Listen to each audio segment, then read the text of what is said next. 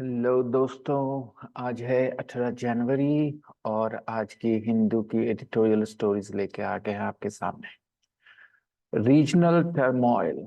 Regional मतलब प्रादेशिक, जिसको कहते हैं रीजन से रिलेटेड, है ना। रीजन से रिलेटेड एक सर्टेन पूरी सारे जगह से कॉन्ट्रास्ट करिए। ग्लोबल, उसका ऑपोजिट क्या होगा? रीजनल।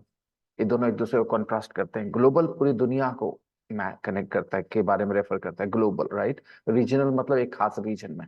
Regional turmoil. टर्मोइल मतलब होती है एक स्थिति जिसमें चीजें क्लियर ना हो, ऊपर नीचे हो रही हो, चल ही रहा है। Regional turmoil on the West Asia situation. जो वेस्ट एशिया में सिचुएशन बना हुआ है, इसके बारे में बात हो रही है। जो रीजनल टर्मोइल चल रहा है, तो टर्मोइल है क्या?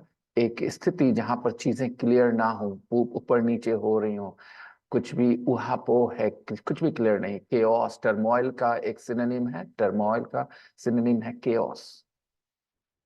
Waste Asia needs a security equilibrium. Equilibrium मतलब होता है बैलेंस। वेस्ट एशिया को जरूरत है, needs a new security equilibrium. नई सिक्योरिटी इक्विलिब्रियम की जरूरत है, एक नया बैलेंस की जरूरत है सिक्योरिटी के मामले में। With the Palestine issue at the centre, क्योंकि पैलेस्टीन का इश्यू जो है वो एकदम सेंटर में आ गया है। अभी वेस्ट एशिया में फिर से शांति के लिए, बैलेंस के लिए एक नई सिक्योरिटी इक्विलिब्रियम की जरूरत है। अर्ली लीड दूसरी स्टोरी है। अर्ली लीड शुरुआती आगे हैं, शुरुआती तौर पे आगे हैं। अर्ली लीड है किसके पास? डोनाल्ड ट्रंप के पास। On Donald Trump's big win in Iowa caucuses. Iowa caucuses में डोनाल्ड ट्रंप को काफी बढ़त मिली है, काफी बड़ी विन मिली है। एक तरह से रिकॉर्ड विक्ट्री कहा जा रहा है। आयोवा एक जगह है द यूएस में, और कॉकसेस एक मीटिंग को कहते हैं। वहां का सिस्टम कुछ इस तरह का है, जैसे दो पार्टीज हैं वहां। तो रिपब्लिकन पार्टी की तरफ से कौन सा लीडर उनका प्रेसिडेंशियल कैंडिडेट होगा, इसको डिसाइड करने के लिए मीटिंग्स होते हैं, वोटिंग होती है। उसी को कहा जाता है आयोवा कॉकसेस। वहां एक मीटिंग होती है आयोवा में। ठीक है, इसके बारे में अलग से वीडियो देख सकते हैं आप यूट्यूब पे, पता करने के लिए कि कैसे होते हैं इलेक्शंस यूएस में। Trump seems the favourite. Trump favourite दिख रहे हैं, प्रतीत हो रहे हैं, to win the Republican nomination. Republican nomination के ज्यादा चांसेस हैं कि ट्रम्प को ही मिलेगा, कि रिपब्लिकन की तरफ से प्रेसिडेंशियल कैंडिडेट कौन होंगे? ट्रम्प ही होंगे। दो चार और लोग थे, निकी हेली भी थी, फिर एक रामास्वामी करके कोई इंडियन ओरिजिन के थे, वो सबको पीछे छोड़ दिया है। और ट्रम्प के चांसेस ज्यादा हैं कि वो रिपब्लिकन की तरफ से नॉमिनेट होने वाले हैं प्रेसिडेंशियल कैंडिडेट के तौर पे। वही मुकाबला करेंगे जो बाइडेन का। तो चलिए हम लोग पहली स्टोरी पढ़ते हैं, regional turmoil on the West Asia situation. The war on Gaza is no longer about Israel and Hamas. जो गाजा में वॉर चल रही है वो अब सिर्फ इसराइल और हमास के बारे में नहीं है। No longer, the war on Gaza is no longer about Israel and Hamas. अगर मैं कहूं I am no longer your friend, मतलब मैं अब आपका दोस्त नहीं हूं, यानी कुछ हुआ हमारे बीच, मैंने आपसे दोस्ती खत्म कर ली। I am no longer your friend. Okay. The war on Gaza is no longer about Israel and Hamas. India is no longer a soft state. India is no longer a soft state. अब Bharat soft state नहीं है, पहले था, right. The war on Gaza is no longer about Israel and Hamas. अब जो war on Gaza है वो Israel और हमास के बारे में नहीं है। अब ये झगड़ा आगे बढ़ गया है। Israel has carried out targeted strikes. Carry out एक कॉमन फ्रेजल वर्ब है, carry out। ठीक है, मैं इसको नोट कर लेता हूं क्योंकि मुझे बनाना है जब वीडियो फ्रेजल वर्ब्स के बारे में, तो उसमें मैं कैरी आउट को जरूर डालना चाहूंगा। बहुत इंपॉर्टेंट फ्रेजल वर्ब है कैरी आउट। इसको जरा नोट कर लूं कि इसको शामिल करूंगा लिस्ट में। कैरी आउट, ठीक है। Just a second. ये जरा लिख लूं। कैरी आउट ध्यान से निकल जाता है, दिक्कत ये है, इसीलिए। Israel has carried out targeted strikes. Carry out जब आप कोई प्लान को करते हो तो आप उसको एक्सिक्यूट करते हो, परफॉर्म करते हो। तो यहाँ टारगेटेड स्ट्राइक्स जो है, मतलब लेबनान में, ऐसा नहीं कि लेबनान पे अंधाधुंध इनडिस्क्रिमिनेट स्ट्राइक नहीं किया है। जरा समझिएगा, टारगेटेड को समझने के लिए एक और वर्ड आपके सामने लाता हूं, इनडिस्क्रिमिनेट। कभी कभी सुनते होंगे इनडिस्क्रिमिनेट फायरिंग। तो जब कोई इनडिस्क्रिमिनेट फायरिंग करता है तो ये नहीं देखता कि गोली किसको लग रही है, बस वो चला देता है, ठीक है। इनडिस्क्रिमिनेट मतलब डिस्क्रिमिनेट करके नहीं चलाता, किसको मारना है उसको नहीं मारना है। Okay okay fine. तो जैसे कि मैं बोल रहा था, कैरी आउट, कैरी आउट मतलब होता है परफॉर्म, टारगेटेड स्ट्राइक्स। यहाँ पर आप स्ट्राइक टारगेट करके कर रहे कि यही मारना है। जैसे भारत ने पाकिस्तान पे जब अटैक किया था कुछ दिन पहले, वहां के टेररिस्ट ऑर्गेनाइजेशंस पे, उनके जगह थे उन पे स्ट्राइक, टारगेटेड स्ट्राइक्स थे वो, इनडिस्क्रिमिनेट स्ट्राइकिंग नहीं थी, यानी जहां तहां बम नहीं गिरा दिया जा करके, ठीक है। तो टारगेटेड स्ट्राइक्स किया लेबनान में, परफॉर्म किया, कैरिड आउट किया, यानी कि किया, राइट। कैरी आउट मतलब करना एक तरह से। Israel has carried out targeted strikes in Lebanon and Syria. Lebanon और सीरिया पे भी इसराइल ने स्ट्राइक किया है, लेकिन टारगेटेड स्ट्राइक किया है। उसका कहना है कि हम लेबनान और सीरिया को अटैक नहीं कर रहे हैं, वहां से जो हम लोग पे अटैक आ रहा है सिर्फ उसको खत्म कर रहे हैं। किलिंग हिजबुल्ला, हिजबुल्ला को खत्म करने के लिए, ठीक है। Hamas and Iranian commanders, Hamas और ईरानियन और हिजबुल्ला के कमांडर्स को मारने के लिए उन्होंने लेबनान और सीरिया पे टारगेटेड स्ट्राइक्स परफॉर्म किए। From southern Lebanon Hezbollah is exchanging fire with Israeli troops, और सदर्न लेबनान से हिजबुल्ला भी फायर कर रहा है, गोलियां चला रहा है इजरायली ट्रूप्स के ऊपर, दोनों गोलियां चला रहे हैं। They are exchanging fire with each other. Hezbollah is exchanging fire with Israeli troops, English इस तरह से बोली जा रही है, देखिएगा। Hezbollah is exchanging fire with Israeli troops. तो जब आप एक्सचेंज कर रहे हैं फायर, तो आप उस पर गोली चला रहे, वो आप पे गोली चला रहा है, right. Hezbollah is exchanging fire with Israeli troops. Iran backed militias in Syria, Iran के सपोर्ट वाले मिलिशिया जो सीरिया में, मिलिशिया किसको कहते हैं? मिलिशिया में वो लोग होते हैं जिनको ट्रेनिंग मिली है आर्मी वाली, वो ट्रेन्ड सोल्जर्स हैं, लेकिन जब वो फाइट नहीं कर रहे थे तो दूसरे जॉब्स भी होते हैं। जैसे हमारे पास जो आर्मी है, वो काम आर्मी है, उनको अलग से काम नहीं कर रहे थे कि आप दुकान चला लो जब लड़ाई नहीं कर रहे हो तो। लेकिन मिलिशिया उनको कहते हैं जो ट्रेन तो हैं प्रोफेशनली फाइट करने के लिए, वॉर लड़ने के लिए, लेकिन वो दूसरे जॉब्स भी करते हैं, तो उनको मिलिशिया कहते हैं, ठीक है।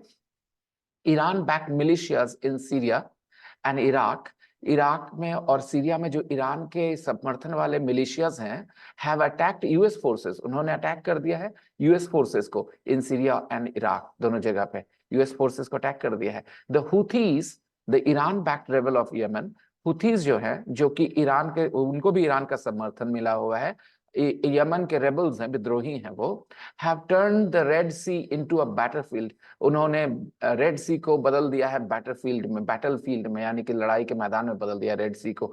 वहां से वो काफी लोगों को ये उनके शिप वगैरह को भी ये कर रहे, हाईजैक कर रहे हैं, right. The USS air strikes in Iraq, US का जो एयर स्ट्राइक हुआ है इराक में और सीरिया में एंड यमन में, seek to retaliate against Shia militias, और वो कल ही बताया था मैंने, सीक टू रिटेलिएट मतलब कोई चीज करने की कोशिश करना, कोई भी सीक टू डू समथिंग मतलब करने की कोशिश करना, तो सीक टू रिटेलिएट वो बदला लेने की कोशिश कर रहे हैं अगेंस्ट शिया मिलिशियाज, क्योंकि ये शिया मिलिशियाज ही हैं, सारे ईरान के बैक जो ग्रुप्स है ना, वो सब शिया मिलिशियाज हैं, क्योंकि ईरान एक शिया मेजोरिटी कंट्री है। तो उन सब से बदला लेने के लिए, रिटेलिएट मतलब बदला लेना, ठीक है। Seek to retaliate against Shia militias, तो अगर आप अगेंस्ट पे ध्यान दे दोगे तो बाद में अगर किसी दिन एग्जाम में रिटेलिएट फ्रॉम लिखा रहेगा तो आपको पता चल जाएगा कि वो गलती है, वो एरर है। या रिटेलिएट के बाद आपको खाली जगह दे दिया जाए और प्रीपोजिशंस 4-5 दे दिए जाए, उसमें फ्रॉम, टू, ये सब वर्ड्स भी रहे, तो आपको पता रहेगा कि अगेंस्ट चुनना है अगर आप रिटेलिएट अगेंस्ट शिया मिलिशियाज देखेंगे तो, ठीक है ना। रिटेलिएट टू, ना रिटेलिएट फ्रॉम, ठीक है। तो ये सब चीजें आप गौर कर सकते हैं पढ़ते समय, ऑब्जर्व करिए। They seek to retaliate against Shia militias as chaos and instability spread, chaos मतलब वही एक सिचुएशन जहां चीजें सही नहीं हो, टर्मोइल, chaos, instability, स्टेबिलिटी की कमी, उल्टा, राइट, ऑपोजिट बनता है ना इन लगाने से, instability, as chaos and instability spread, जिस तरह से chaos और instability बढ़ रहे हैं, Sunni Islamist militants attacked Iran, यहाँ स्प्रेड का पास्ट टेंस समझिएगा, जिस तरह से केओस और इंस्टेबिलिटी बढ़ा जैसे जैसे, Sunni Islamist militants attacked Iran, तो फिर सुन्नी इस्लामिस्ट मिलिटेंट्स ने क्या कर दिया, ईरान को अटैक कर दिया। किलिंग एटलीस्ट 100 पीपल, 100 पीपल को किल कर दिया कम से कम। इन द लेटेस्ट एस्केलेशन, और जो हाल फिलहाल में जो बात को आगे बढ़ाया गया, एस्केलेशन नाउन, ठीक है, एस्केलेट वर्ब से बना है। एस्केलेट, आप जाते हैं मॉल वगैरह में तो वहाँ एस्केलेटर्स होते हैं, आप नीचे खड़े हो जाते हैं, वो आपको ऊपर पहुंचा देता है। तो किसी मैटर को नीचे से ऊपर ले जाना यानी बढ़ा देना, राइट, एस्केलेट कर देना, और एस्केलेशन नाउन है। इन द लेटेस्ट एस्केलेशन, जो सबसे हाल फिलहाल वाला एस्केलेशन हुआ, उसमें क्या हुआ है, Iran claims to have destroyed, Iran claim कर रहा है कि उन्होंने डिस्ट्रॉय कर दिया है। इस सेंटेंस का स्ट्रक्चर ग्रामर के हिसाब से बहुत इंपॉर्टेंट है। Iran claims to have destroyed, Iran claim कर रहा है कि उन्होंने डिस्ट्रॉय कर दिया है, ठीक है। Iran claims to have destroyed and Israeli intelligence, यहाँ परफेक्ट इन्फिनिटिव यूज हुआ है, टू हैव डिस्ट्रॉयड, ठीक है, कि उन्होंने डिस्ट्रॉय कर दिया है। Iran claims to have destroyed an Israeli intelligence outpost in Iraq's Kurdistan. Iraq के कर्दिस्तान में जो इजरायली का इंटेलिजेंस आउटपोस्ट था, उसको डिस्ट्रॉय करने का दावा किया है ईरान ने। And training camps of Sunni Islamist in Syria and Pakistan, साथ ही साथ उन्होंने ट्रेनिंग कैंप्स, जो सुन्नी इस्लामिस्ट जो हैं, उनके जो ट्रेनिंग कैंप्स हैं, उनको भी डिस्ट्रॉय करने का दावा किया है सीरिया और पाकिस्तान में। आपने पढ़ा होगा 2-3 दिन पहले कि ईरान ने बम गिराया पाकिस्तान पे और सीरिया पे भी, इन एयर स्ट्राइक्स की है ऑब्वियसली। और लेटेस्ट न्यूज ये है कि पाकिस्तान ने ईरान पे भी बम गिरा दिए हैं, आज सुबह खबर आई है 8 बजे के लगभग में। This is now a classic case of regional anarchy, ठीक है, या एनार्की पढ़ना चाहिए, सही प्रोनाउंसिएशन, बचपन की आदत है अनार्की पढ़ने की, वो मैं बोल गया, लेकिन करेक्ट प्रोनाउंसिएशन है एनार्की। तो जो आपकी आदत होती है ना, वो बाहर आ जाती है सामने से। This is now A classical case of regional anarchy, ये अब एक परफेक्ट एग्जांपल बन गया, क्लासिक केस बन गया है रीजनल एनार्की का। एनार्की मतलब जहां कोई सिस्टम नहीं काम कर रहा, उसको एनार्की कहते हैं, right. Where countries are taking unilateral military measures, जहां कंट्रीज एक तरफा कदम उठा रहे हैं, और वो भी कैसा कदम, मिलिट्री मेजर्स ले रहे हैं, यूनिलैटरल, एक तरफा, बिना सामने वाले से कोई कंसल्टेशन के, ठीक है। They are taking unilateral military measures to address their perceived security challenges, उन चीजों को देखने के लिए, एड्रेस करने के लिए जो उनके परसीव्ड सिक्योरिटी चैलेंजेस हैं। परसीव्ड सिक्योरिटी चैलेंजेस मतलब है कि नहीं है, नहीं कह सकते सिक्योरिटी चैलेंज, लेकिन उनको लग रहा है। जब जो चीज को आप परसीव करते हैं, उसको आप महसूस करते हैं, जरूरी नहीं कि वो चीज हो, ठीक है। तो उनको जो लग रहा है, जो भी उनको महसूस हो रहा है सिक्योरिटी चैलेंजेस, उसको एड्रेस करने के लिए वो एक तरफा मिलिट्री मेजर्स ले रहे हैं। इस तरह की स्थिति में पहुंच गया है ये रीजन, ठीक है, इसलिए रीजनल एनार्की यहाँ पर वर्ड यूज किया गया है। It's a classical case of regional anarchy where countries are taking unilateral military measures. Measures मतलब यहाँ कदम समझिएगा, कल भी मेजर्स वर्ड यूज हुए हैं, यहाँ भी यूज हो रहा है, ठीक है। एक मेजर मतलब होता है किसी चीज को नापना, तौलना, मेजर करना, और मेजर्स मतलब कदम भी होते हैं, कुछ ऐसे स्टेप्स लिए जाते हैं, ऐसे कुछ डिसीजंस लिए जाते हैं जो कोई चीज करे, तो उनको मेजर्स कहते हैं। तो ये मिलिट्री मेजर्स ले रहे हैं ना, ईरान ने क्या किया, कहा कि चलो बम गिरा दो, ठीक है। उन्होंने सोचा इसके बारे में नहीं, तो वो उनका मिलिट्री मेजर था और यूनिलैटरल था, क्योंकि उन्होंने अपने तरफ से डिसाइड किया कि चलो अटैक करना है हमें, क्योंकि हमारे ऊपर ऐसा लग रहा है कि वहां से कोई परेशानी आने वाली है, चलो अटैक कर दो, to address their perceived security challenges. Throwing international laws and the idea of sovereignty, the bedrock of the international system, to the wind. और ऐसा करते हुए वो इंटरनेशनल लॉज को और द आइडिया ऑफ सॉवरेंटी जो है, सॉवरेंटी वाली आइडिया समझिएगा, एक सर्टेन आइडिया मॉडर्न वर्ल्ड में है कि भाई जो देश जैसे है, उसके अंदर दाखिल होने से पहले, ऐसा कुछ भी करने से पहले उससे परमिशन लेना होगा, क्योंकि हम उसको इज्जत करते हैं कि ये आपका टेरिटरी है, सोवरेंटी है इसके अंदर आपका, बिना आपकी मर्जी के कोई कदम नहीं लिया जा सकता। जब अमेरिका ने पाकिस्तान पे जाकर के लादेन को मारा था, तो पाकिस्तान के सोवरेंटी को रिस्पेक्ट नहीं किया था, क्योंकि पाकिस्तान का जो एयर स्पेस है वो पाकिस्तान के पूछे बगैर आप एंटर किए थे। तो इस तरह से सोवरेंटी को वायलेट किया जा रहा है, रिस्पेक्ट नहीं किया जा रहा है। गौर से पढ़िएगा फिर से।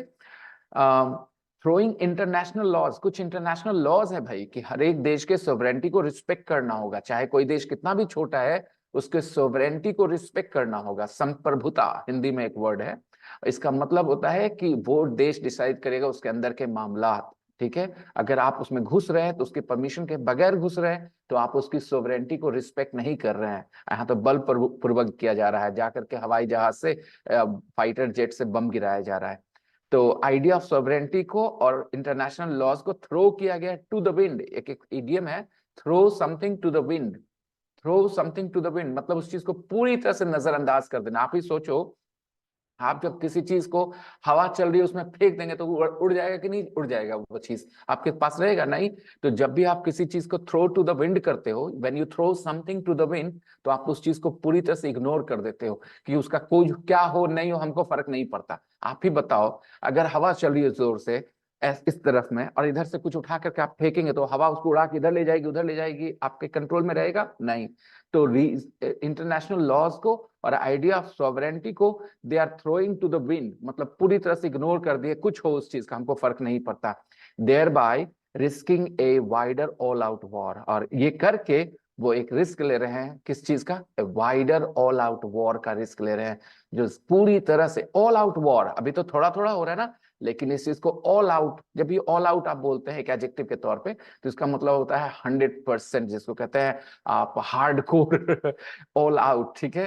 तो risking a wider all out war, ठीक है, ये चीज का रिस्क ले रहे हैं कंट्रीज जो कर रहे हैं। Just weeks before the October the 7th attack, 7 अक्टूबर के अटैक के कुछ सप्ताह पहले Jake Sullivan the US national security adviser, जो कि यूएस के नेशनल सिक्योरिटी एडवाइजर रहे थे, हैड सेड, उन्होंने कहा था, the Middle East is quieter today, Middle East आज ज्यादा शांत है, quieter comparative adjective today, then it has been in 2 decades, 2 दशक में जितना शांत रहा है उससे ज्यादा शांत है आज। is quieter today than it has been in 2 decades. ये सेंटेंस बहुत आसान है, आप समझ सकते हैं।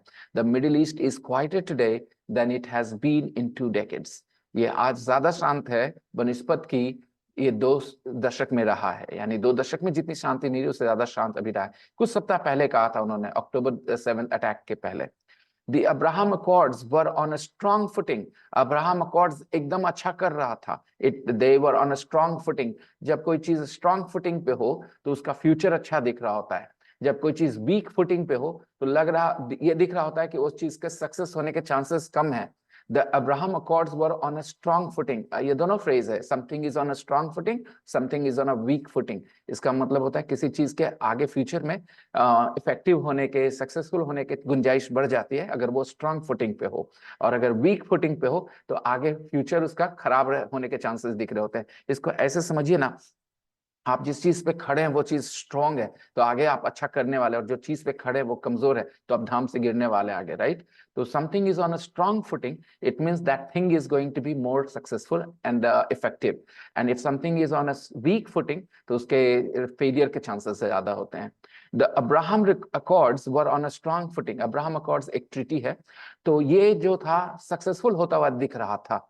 And Saudi Arabia and Israel were moving closer towards normalisation, और सऊदी अरेबिया और इजराइल भी एक दूसरे के करीब आ रहे थे। They were moving closer towards normalisation, कि नॉर्मल हो जाए उनके रिश्ते, नॉर्मल होने की तरफ बढ़ रहे थे दोनों करीब। Iraq had become quieter, Iraq भी शांत हो गया था comparatively, right. Gulf Arabs and Iran had reached Gulf Arabs and Iran had reached a, इस वर्ड को आप पढ़ेंगे रैप्रोचमेंट, क्योंकि इंग्लिश में ऐसे ही पढ़ना चाहिए, लेकिन एक्चुअली इस वर्ड का प्रोनाउंसिएशन होगा रैप्रोचमेंट, रैप्रोचमेंट, ओके। तो रैप्रोचमेंट इसका मतलब वही होता है जो यहाँ पर समझ में आ रहा है। Gulf Arabs and Iran had reached a rapprochement, इसका मतलब वो नजदीक आ गए थे एक सहमति के। इसका दूसरा वर्ड सिनोनिम हम लोग ले सकते हैं रिकंसिलिएशन, रिकंसिलिएट कर लेते हैं अगर, या रिकंसाइल कर लेते हैं तो वो कहते हैं ठीक है ये थोड़ा सा ऐसे ऐसे करके रेप्रोचमा।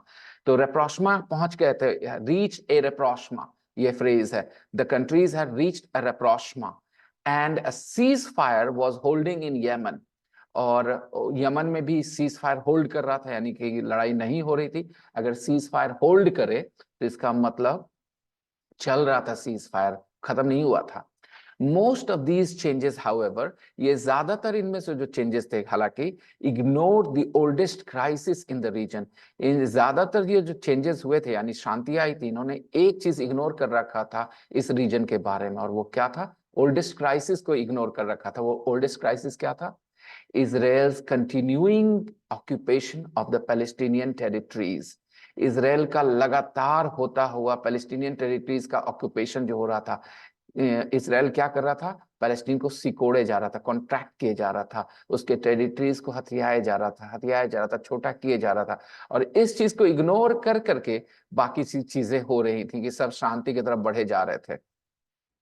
The October 7th Hamas attack and Israel's subsequent vengeful offensive in Gaza। Hamas का जो अटैक आया जो 7 अक्टूबर पे, और उसके बाद वाला सब्सिक्वेंट, मतलब बाद में जो होता है उसको सब्सिक्वेंट कहते हैं। Israel subsequent vengeful offensive, vengeful प्रतिशोधात्मक, यानी कि आपको, आपके साथ कुछ गलत किया गया है तो आप सामने वाले को पनिश किए बगैर नहीं छोड़ेंगे, राइट? वेंजफुल, ऑफेंसिव मतलब अटैक होता है, ठीक है? ऑफेंसिव यहाँ एक नाउन है, ऑफेंसिव एक एडजेक्टिव भी होता है, लेकिन यहाँ वेंजफुल ऑफेंसिव यहाँ पर अटैक है, नाउन। तो ये जो बाद में बदला लेने वाला जो अटैक आया गाजा में, have not only brought Palestine back to the centre of West Asia, इसने ना सिर्फ पैलेस्टीन को सेंटर ऑफ वेस्ट एशिया में लाके खड़ा कर दिया है, मतलब मुद्दों के मामले में, बट ऑल्सो लिट फायर्स, आग लगा दी है। lit is the V2 of light, lit fires, triggering perhaps the deepest security crisis in the region since 1967। और इस चीज की वजह से perhaps the deepest security crisis trigger हो गया है। साथ डीपेस्ट सिक्योरिटी क्राइसिस, सबसे गहरा सिक्योरिटी क्राइसिस ट्रिगर हो गया है सिंस 1967। 1967 के बाद से ऐसा सिक्योरिटी क्राइसिस नहीं देखने को मिला है। 1967 के बाद से का ये सबसे गहरा सिक्योरिटी क्राइसिस ट्रिगर हो गया है इस तरह से, हमास के अटैक और इजराइल के सब्सिक्वेंट वेंजफुल ऑफेंसिव की वजह से। The involvement of non state actors, जो इन्वॉल्वमेंट है नॉन स्टेट एक्टर्स का, नॉन स्टेट एक्टर्स जो इन्वॉल्व हो रहे हैं इसमें, and the absence of an off ramp, और एक ऑफ रैंप का जो मिसिंग है, जो एब्सेंट है नहीं। ऑफ रैंप क्या होता है? ऑफ रैंप लिटरली होता है दोस्तों, जब आप एक हाईवे पे चल रहे होते हैं तो आपको किसी साइड में रोड से रोड निकल जाते हैं कहीं और जाने के लिए, तो जब, अगर मान लो कि आप हाईवे पे चल रहे हो और हाईवे पे दोनों साइड रेल लगा होता है ना, रेल मतलब वो जो कुछ लगा होता है जिसके वजह से गाड़ियां पलट के ना गिर जाएं, थोड़ा थोड़ा ऊंचा, 1 फीट 2 फीट ऊंचा बाउंड्री टाइप का लगा होता है, तो उसको रेल कहते हैं। तो मान लो आप हाईवे पे चल रहे हो और वो रेल लगी है, तो क्या आप कभी भी उस हाईवे को छोड़ पाओगे? नहीं ना। हाईवे को अगर छोड़ना है तो आपको साइड से एक रोड निकलना चाहिए ना, तो जो साइड से रोड निकलता है उसी को ऑफ रैंप कहते हैं, या इसको स्लिप रोड भी कहते हैं, स्लिप रोड ब्रिटिश इंग्लिश में। तो ये जो ऑफ रैंप है, अगर ना हो तो आपको क्या मजबूरी है? आप हाईवे पे ही दौड़ते रहोगे, क्योंकि आपको साइड निकलने का रास्ता ही नहीं है। तो ये लड़ाई में ना निकल जा भागने का कोई रास्ता नहीं दिख रहा, ऑफ रैंप का एब्सेंस है। The absence of an off ramp complicate matters, दो चीजें मैटर्स को कॉम्प्लिकेट कर रही हैं। एक है नॉन स्टेट एक्टर्स इन्वॉल्व होते जा रहे हैं, और साथ में एक ऑफ रैंप का एब्सेंस है, यानी कि इस लड़ाई से निकले कैसे, इसका एक प्रावधान नहीं दिख रहा है लोगों को, इसका कोई ऑप्शन नहीं दिख रहा है। Absence and of an off ramp है, ठीक है? और इस वजह से मैटर्स कॉम्प्लिकेट होते जा रही हैं। These complicate matters after 100 days of war with Hamas, करीब करीब 100 दिन हो गए हमास के साथ लड़ाई को। Israel has achieve little in Gaza, उन्होंने कुछ हासिल नहीं किया है, बस तबाही हुई है, लोग मरे हैं बस। Israel has achieve little in Gaza according to the newspaper। I'm no expert to make any comments, मेरी opinions होती हैं जो मायने नहीं रखती बहुत ज्यादा। क्या? The Houthis, a militia, हुथीस भी क्या है? मिलिशिया है, मतलब लड़ाई करना जानते हैं लेकिन बाकी टाइम में अलग से कुछ और भी करते रहते हैं, ठीक है?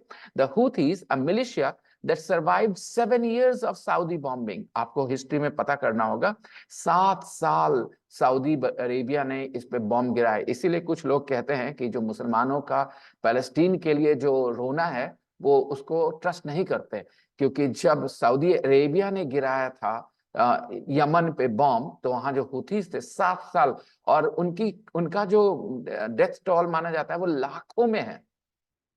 सऊदी अरेबिया ने लाखों हुथीस को मारे हैं, जो आप कह सकते हैं ऑफिशियल जो रिकॉर्ड्स बताते हैं, वहां लाखों लोग मरे। आपको कभी नहीं दिखा कि कोई भी कहीं पर भी कुछ भी प्रोटेस्ट हो रहा हो। तो कुछ लोग इसको कहते हैं कि जो पैलेस्टीन का सपोर्ट किया जाता है वो पैलेस्टीन का सपोर्ट कम होता है और जूस का विरोध ज्यादा होता है, जूस का नफरत ज्यादा झलकती है उनके मन में। क्योंकि उनके लिए, पैलेस्टीन के लिए अगर सपोर्ट होता, क्यों होगा? क्योंकि पैलेस्टीनियन मुस्लिम्स हैं। अगर ऐसा है तो यमन में भी लोग तो मुस्लिम ही थे ना, हुथीज भी तो मुस्लिम ही थे। तो उनको जब सऊदी अरेबिया मार रहा था तो वहां क्यों नहीं उनका दर्द झलका? क्योंकि मारने वाला जू नहीं था, इसलिए। तो कई लोग इस बात का इल्जाम लगाते हैं कि पैलेस्टीन का सपोर्ट नहीं है, इजराइल का विरोध है actually.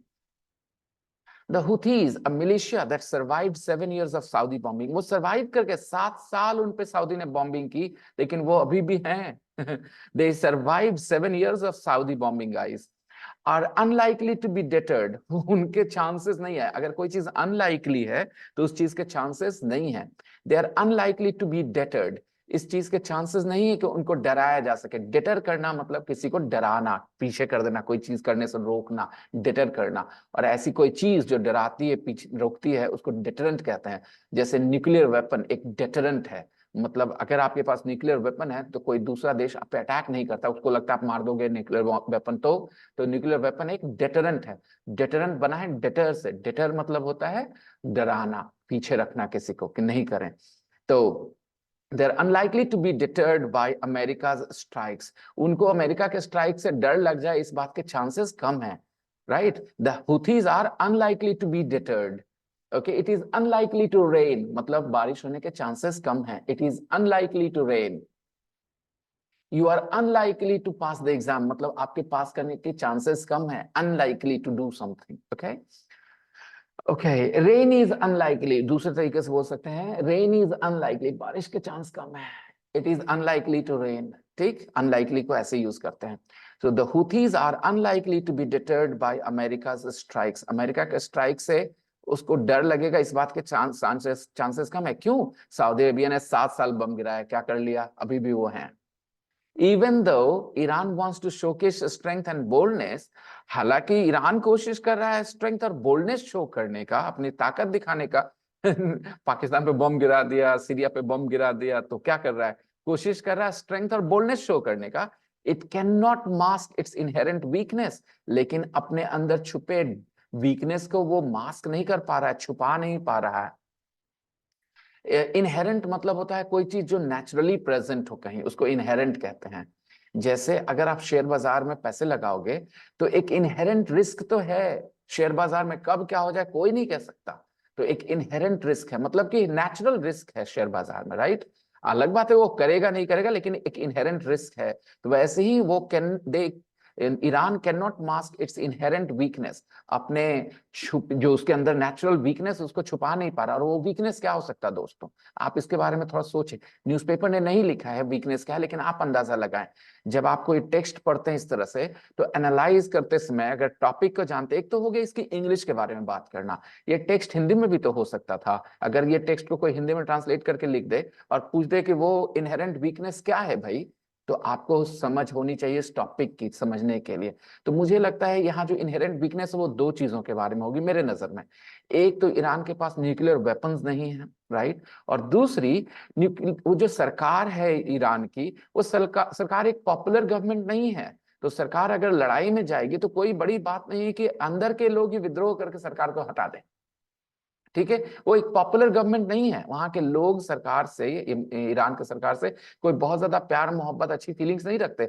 Majority of the Iranians are against their government. Okay, तो उनका जो इनहेरेंट वीकनेस है उसको छिपाने की कोशिश में नाकामयाब रहे हैं। वो दिखा तो रहे हैं अपना स्ट्रेंथ, ठीक है।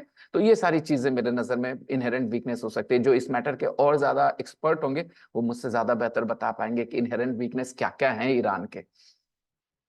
which also makes it unpredictable, जो इसको और इसको अनप्रेडिक्टेबल भी बनाता है। अनप्रेडिक्टेबल मतलब आप कुछ भी कर दें, कुछ कहा नहीं जा सकता कि क्या करें। जैसे भारत के बारे में ज्यादा चांसेस हैं, आप निश्चिंत होकर के भारत में अगर विदेशी फंड आ रहा है, पैसे इन्वेस्टमेंट आ रहे हैं तो क्यों आ रहे हैं? क्योंकि लोगों को पता है कि यहाँ एक डेमोक्रेसी है, यहाँ के लोग एक नेता को चुन रहे हैं, और यहाँ का नेता अचानक से किसी पर बॉम्ब गिराने की बात नहीं करेगा या किसी के साथ न्यूक्लियर वॉर की बात नहीं करेगा। तो प्रेडिक्टेबल है हम लोग, अनप्रेडिक्टेबल नहीं है। इसके बारे में आप कह सकते हैं कि हाँ चीजें ज्यादा स्टेबल हैं। लेकिन आपको पता है जहां गवर्नमेंट को पॉपुलर सपोर्ट ना हो लोगों से और वो जंग में जाए, तो वो कुछ भी कर सकती है, राइट? कुछ भी कर सकती है, ऑल आउट वॉर जा सकती है। इसलिए ईरान को अनप्रेडिक्टेबल कर देता है ये सिचुएशन जो है कि क्या करेगा Iran, we don't know. Okay, the old order, जो पुराना ऑर्डर था, जो क्रम, ऑर्डर मतलब क्रम, यहाँ ऑर्डर मतलब आज्ञा नहीं है। द ओल्ड ऑर्डर, जो पुराना ऑर्डर था, पुराना जो क्रम था, सिस्टम था, anchored by America's domineering regional presence, जिसको अमेरिका एंकर कर रहा था। एंकर करना मतलब समझते हैं ना, किसी चीज को थाम के रखना, एंकर करना। अमेरिका का डोमिनियरिंग रीजनल प्रेजेंस एंकर कर रहा था। डोमिनियरिंग मतलब होता है डोमिनेट करने वाला, ऊपर रहने वाला। किसी भी फैमिली में अगर कोई एक डोमिनियरिंग इंसान होता है तो वो सब पे चढ़ा रहता है, राइट? डोमिनियरिंग होता है वो, ठीक है। अच्छा वर्ड नहीं है वैसे डोमिनियरिंग एक पॉजिटिव एडजेक्टिव नहीं है, ठीक है। इसको किसी की तारीफ करने के लिए नहीं यूज करते हैं। The old order anchored by America's domineering regional presence, जो domineering regional presence है था, is in tatters। अब वो एकदम हालत खराब है, टैटर्स में है। इन टैटर्स एक एक्सप्रेशन है, इसका मतलब होता है एकदम डैमेज्ड, पूरी तरह से। इस बेसिकली ये कपड़ों के बारे में होता है। आपके कपड़े जहां तहां से फट जाए, एक भिखमंगे की पिक्चर इमेजिन करें जिसके कपड़े 8-10 जगह से फटे हो, तो आप कह सकते हैं his clothes were in tatters. Okay, his clothes were in tatters. तो अभी वही old order is in tatters, मतलब उसी तरह से डैमेज्ड हो चुका है। What West Asia needs is a new security equilibrium। क्या चाहिए वेस्ट एशिया को? चाहिए क्या चाहिए? A new security equilibrium चाहिए। What West Asia needs is a new security equilibrium। There has to be an immediate ceasefire in Gaza। एकदम हर हाल में होना होगा। There has to be an immediate ceasefire in Gaza। immediate ceasefire Gaza में चाहिए हर हाल में। And peace between Israel and Palestinians could be used। और जो piece होगा इसराइल और पैलेस्टीनियन के बीच में, उसको यूज किया जा सकेगा। कुड बी यूज्ड, यहाँ कुड पास्ट टेंस नहीं है, it refers to the future possibility.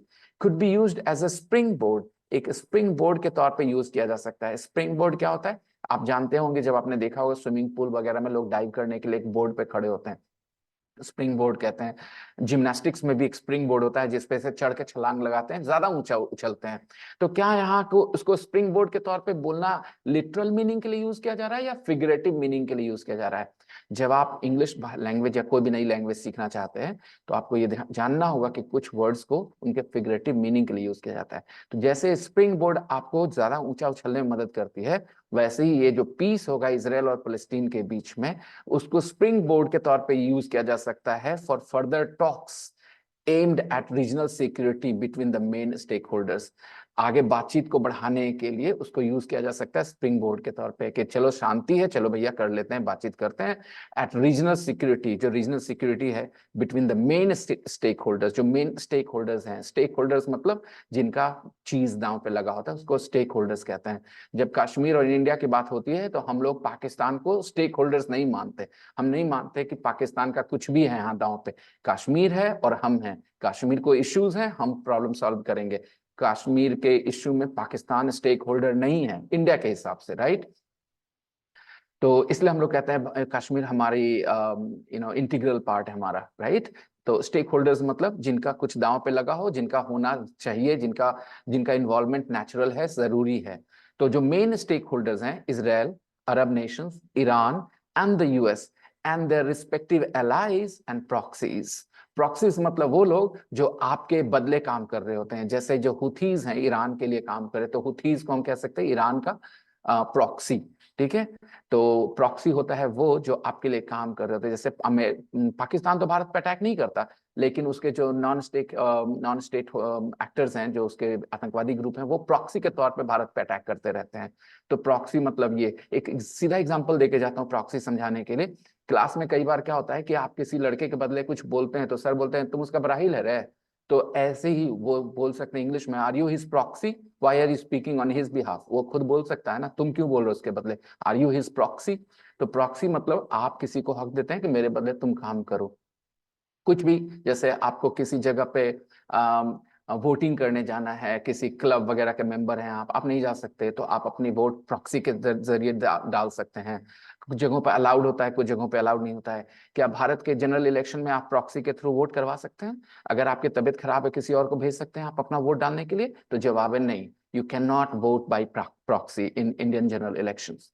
तो प्रॉक्सी मतलब ये होता है जो आपके बदले काम करे। तो एलाइज और प्रॉक्सीज जो हैं उनको भी उन सब के बीच बातचीत होगी अगर पैलेस्टीन और इजराइल के बीच पीस हो तो, और उसी को स्प्रिंग बोर्ड के तौर पे यूज किया जा सकता है। यानी सबसे इंपॉर्टेंट है कि लड़ाई रुके, according to the newspaper article, लड़ाई रुके, पीस आए और उसके बाद आगे बातचीत बढ़ाई जाए। नहीं तो एक रिस्क है कि ये वॉर जो है स्प्रेड आउट कर जाएगा, एक ऑल आउट वॉर बन जाएगा कई कंट्रीज के बीच में।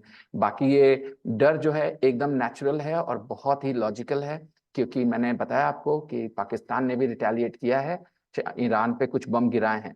अब ईरान अगर सह ले तो अलग बात है, अगर ईरान नहीं सहे तो ईरान फिर और बम गिराएगा और ऐसे ही बात बढ़ती है।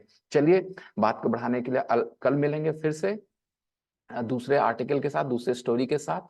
आज के लिए बस इतना ही। Thank you very much, see you tomorrow, bye bye.